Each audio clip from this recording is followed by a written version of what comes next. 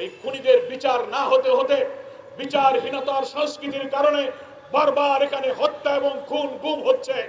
আয়না ঘরের মতো নিষ্ঠুর নির্মম দৃশ্য দুনিয়া দেখেছে। ফলে আমাদের লোমহর্ষক এইসব খুনের নতুন কোন পুনরাবৃত্তি বাংলাদেশ হোক, এটা আমরা চাই না বলেই আজকে এইসব হত্যাকাণ্ডের বিচার হওয়া প্রয়োজন। আলাইকুম ওয়া রাহমাতুল্লাহি ওয়া বারাকাতুহু। গণহত্যার বিচার এবং আমাদের স্বাধীনতার সার্বভৌমত্ব রক্ষার দাবিতে আয়োজিত আজকের এই ঐতিহ্যবাহী শাহবাগ চত্বরের আলোচনা সভার সংগ্রামী সভাপতি ব্রিগেডিয়ার জেনারেল হাসান নাসির সহ মঞ্চ ভূমিষ্ঠ সম্মানিত রাজনৈতিক নেতৃবৃন্দ, হেফাজতে ইসলাম সহ মুআজ্জাজ উলামায়ে কেরাম, সাবেক সেনাবাহিনীর সম্মানিত কর্মকর্তা এবং সদস্যবৃন্দ, বিভিন্ন সময়ে গুম, হত্যা, ক্রসফায়ার এবং নির্যাতনের শিকার পরিবারের সম্মানিত শোকাহত সদস্যবৃন্দ এবং সাংবাদিক বন্ধুগণ, সুধীবৃন্দ, আজকে তো বক্তব্য দিয়ে শাহবাগ চত্বরে, পল্টনে, সরওয়ার্দী উদ্যানে, দুনিয়ার কোথাও এই কথা নতুন করে জাতিকে জানাবার প্রয়োজন নেই যে বাংলাদেশে 2006 সালের 28 অক্টোবরের লগি বইটা, এর পরে পিলখানার নির্মম নিষ্ঠুর হত্যাকাণ্ড, 10 সাল থেকে তথাকথিত মানবতা বিরোধী অপরাধের নামে, জুডিশিয়াল কিলিং এর নামে বাংলাদেশের শ্রেষ্ঠ সেরা নেক মানুষদেরকে ফাঁসিতে ঝুলিয়ে হত্যা করা, শাপলা চত্বরে হেফাজতের সমাবেশে গণহত্যা চালানো, আল্লামা সাঈদীর রায়ের পর শত শত লোককে হত্যা করা, এরপর 24-এর গণ অভ্যুত্থানের রাজপথে হাজার হাজার আমাদের সোনার টুকরোকে গুলি করে হত্যা করা, আয়না ঘরে গুম, ক্রসফায়ার, সমস্ত হত্যাকাণ্ডের মাস্টার মাইন্ড শেখ হাসিনা। এই কথা চিৎকার করে বলার প্রয়োজন নেই। দেশ এবং দুনিয়ায় প্রতিষ্ঠিত সমস্ত হত্যার মাস্টার মাইন্ড হচ্ছে শেখ হাসিনা। এবং এত নিষ্ঠুর, এত ফ্যাসিস্ট। আমি একটা কথা বলি, হাসিনার ক্ষেত্রে শুধু ফ্যাসিস্ট শব্দটি প্রযোজ্য নয়, সে হচ্ছে স্যাডিস্ট।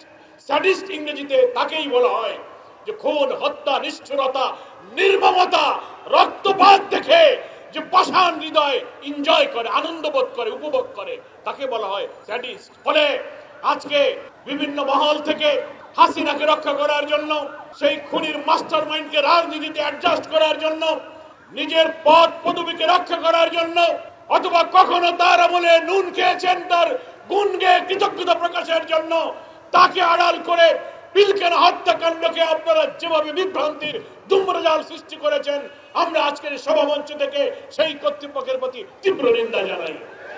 আমরা দাবি করি অবিলম্বে অন্তর্বর্তীকালীন সরকার এখন 6.5 মাস পার করছেন।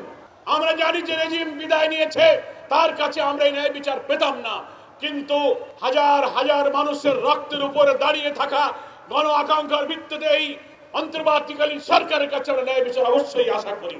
ফলে বিলম্বে হলেও আজকে যে কমিশন গঠন করা হয়েছে বিডিআর, পিলখানা এবং সেনা হত্যার ব্যাপারে, 2টি প্রশ্ন দুনিয়ার সামনে যে এই হত্যাকাণ্ডে ক্ষমতাসীন শাসকের কি ভূমিকা ছিল, এই হত্যাকাণ্ডে সেই সময়ে আওয়ামী লীগের প্রেতাত্মা রাজনৈতিক দলের কি ভূমিকা ছিল, আর আধিপত্যবাদী বিদেশি শক্তির কি ভূমিকা ছিল, এই ভূমিকার তদন্ত করে পুনরায় একটা জাতির সামনে তথ্য প্রকাশের জন্য নতুন করে যে কমিশন গঠন করা হয়েছে, বিলম্ব না করে এই সরকারের দায়িত্ব পালনের আমলেই এই কমিশনকে জাতির সামনে তথ্য দিতে হবে এই হত্যাকাণ্ডের পেছনে আধিপত্যবাদী শক্তির কি ভূমিকা ছিল। আজকে এখানে মঞ্চে শোকাহত ক্যাপ্টেন তানভীরের স্ত্রী আনসুবা, তিনি হৃদয়ের আকুতি দিয়ে বলেছেন তিনি আটক অবস্থায় হত্যাকারীদের হিন্দিতে কথা বলার শব্দ নিজে কানে শুনেছেন। I witness. বারবার আমরা মিডিয়াতেও তার বক্তব্য দেখছি। আমরা যখন কারাগারে, আমি নিজেই 7.5 বছর, এই 15 বছরের ফ্যাসিবাদী শাসনের 7.5 বছর আমি কারাগারে ছিলাম, হাজার হাজার বিডিআরের কাছে গল্প শুনেছি কিভাবে হত্যাকাণ্ড চালিয়েছে, লাশগুলো কিভাবে কেটে ট্রেনে বাঁচিয়ে দিয়েছে। তারা হিন্দিতে কথা শুনেছে, বাংলাদেশি মানুষের মতো দেখা যায়নি, মুখোশ পরে হত্যাকাণ্ড চালিয়েছে। ফলে আজকে আপনি বলবেন ওই হত্যাকাণ্ড কারা করেছে, এটাকে নতুন করে এত বছর পর প্রশ্নবিদ্ধ করার অর্থ হলো এই বিচার প্রক্রিয়াকে আপনারা চাপা দিতে চাচ্ছেন। মোটেই বিলম্ব না করে আমি মনে করি আজকে যে তদন্ত কমিশন এই ইন্টারিম গভর্নমেন্ট তৈরি করেছেন, অবিলম্বে এই হত্যাকাণ্ডের পেছনে কোনো রাজনৈতিক শক্তি ছিল কিনা, বিদেশি শক্তির কি হাত ছিল, ফ্যাসিবাদী খুনি হাসিনার কি ভূমিকা ছিল, জাতির সামনে তার শ্বেতপত্র অবিলম্বে প্রকাশ করুন। এবং কারাগারে অনেক নিরীহ নিরপরাধ লোকেরা বন্দী হয়ে আছে, যারা একেবারে ইনোসেন্ট, কিছু জানতো না, নিষ্ঠুরভাবে হত্যা করা হয়েছে অনেক মানুষকে। এখানে শোকাহত পরিবারের সদস্যরা আছেন। এই খুনিদের বিচার না হতে হতে, বিচারহীনতার সংস্কৃতির কারণে বারবার এখানে হত্যা এবং খুন গুম হচ্ছে।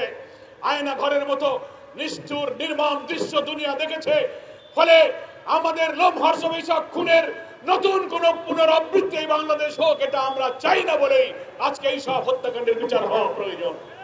বাংলাদেশ জামাত ইসলামের পক্ষ থেকে আজকের এই মানবিক অত্যন্ত গুরুত্বপূর্ণ স্পর্শকাতর ইস্যুতে এই সমাবেশে আমরা সংহতি জানাবার জন্য, সমর্থন জানাবার জন্য, সমবেদনা জানাবার জন্য উপস্থিত হয়েছি।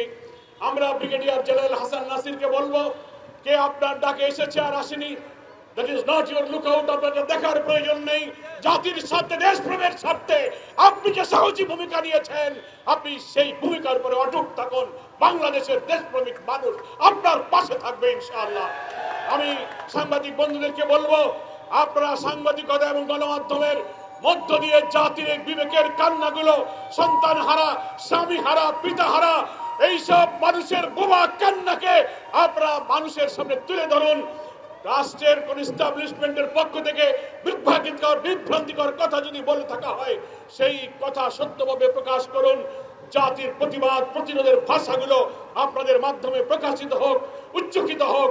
আপনাদের সকলকে শাহবাগের এই চত্বরে দাঁড়িয়ে এই সমাবেশে উপস্থিত হওয়ার জন্য, অমানবিক নিষ্ঠুর বর্বরতম ইতিহাসের ন্যাক্কারজনক খুনের বিরুদ্ধে এই প্রতিবাদ সমাবেশে উপস্থিত হয়ে এই সমাবেশকে সাফল্যমণ্ডিত করার জন্য জামাত ইসলামের পক্ষ থেকে আপনাকে ধন্যবাদ জানিয়ে, মোবারক জানিয়ে, আমাদের সম্মানিত আমির ডক্টর শফিকুর রহমান সাহেবের পক্ষ থেকে আজকের এই সমাবেশের প্রতি আবারও সংহতি এবং সাফল্য কামনা করে আমি আমার বক্তব্য এখানেই শেষ করছি।